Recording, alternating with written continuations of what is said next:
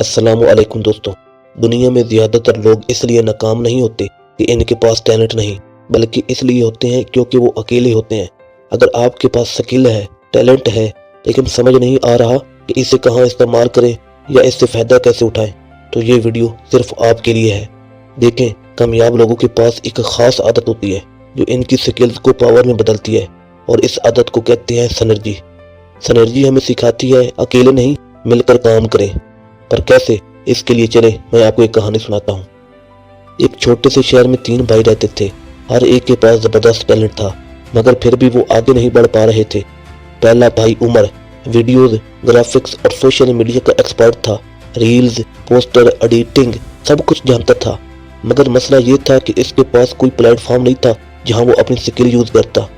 दूसरा भाई हसन हेल्दी, जायकेदार और लाजवाब खाने बनाने में महारत रखता था, मगर इसके पास ना दुकान थी, ना गाहक, ना डिलीवरी का जरिया, तो उसके पास भी अपनी स्किल को इस्तेमाल करने का कोई रास्ता नहीं था।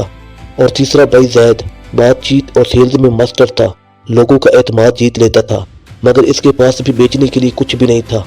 वो सोचता, मैं लोगों को कायल तो कर लूँ, मगर किस काम के लिए। तीनों अक्सर यही सोचते रहते कि हमारे पास सब कुछ है, फिर भी कुछ नहीं। तो एक दिन उनकी मुलाकात एक तजर्बाकार कारी साहब से हुई।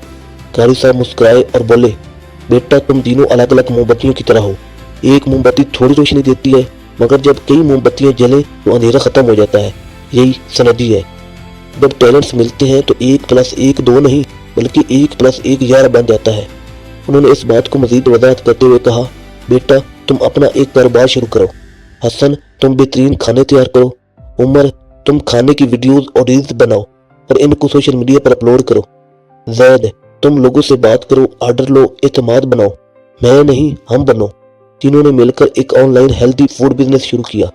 पहले कुछ महीने तो बहुत जलीलो ख्वार हुए, लेकिन ऐसा ऐसा इनकी रील्स वायरल होने लगी, ग्राहक बढ़ते गए, ऑर्डर की लाइन लग गई, और कुछ ही वक्त में तीनों एक मजबूत बिजनेस खड़ा कर चुके थे।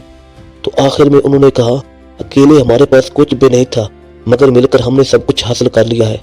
ये कहानी स्टीफन कवी की किताब the 7 habits of highly effective people की हैबिट 6 सिनर्जाइज को मुकम्मल तौर पर बयान करती है।